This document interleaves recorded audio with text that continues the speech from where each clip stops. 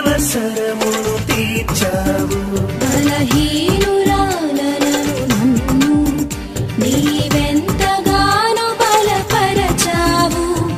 క్రీస్తు మహిమైశ్వర్యములో ప్రతి అవసరమును తీర్చావు.